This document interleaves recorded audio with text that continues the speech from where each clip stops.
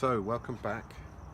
So, we've had a lot of questions from all of our readers about people who want to live aboard a boat. They know about the romantic side and they know about the downsides, but let's talk about the good sides. Mm-hmm. So, what's your best memory of living aboard a boat? Well, it's not being knee-deep in human waste and fixing the head, that's for sure.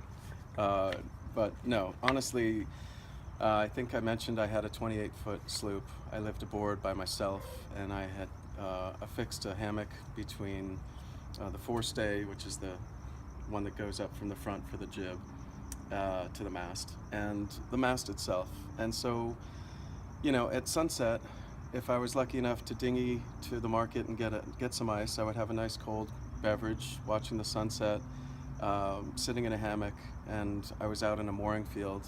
The nearest neighbor was maybe 50 feet away. Everyone's friendly out there. That's one of the beautiful things.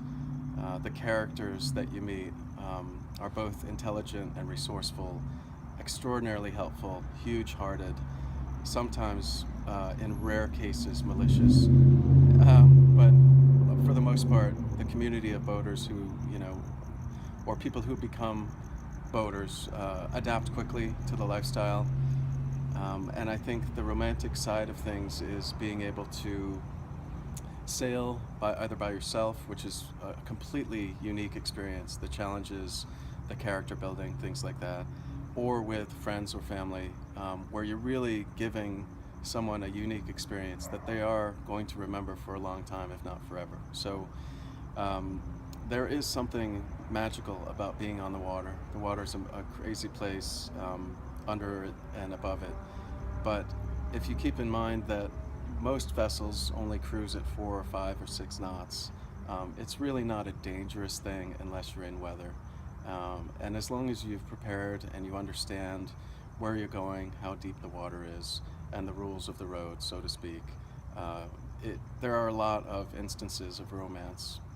Living aboard a boat, cooking your own meals from fresh vegetables or what you caught that day, dinghying over to a close-by island and meeting up with other boaters and talking about challenges, learning about new technologies like solar, wind, anything like that, how to wire things differently, how to do things more efficiently, how to sail in different weather, things like that. You can have conversations all evening. So there were a lot of upsides with living on a boat, and I really do miss the camaraderie, and honestly the constant list of things to do. On land it feels more like chores, and for some odd reason on the water it seems like beautiful meditation. Even though you could be scrubbing the side of a boat, it's somehow much more fun than mopping your kitchen floor in a land dwelling. So all in all, beautiful. I highly recommend it. Thanks.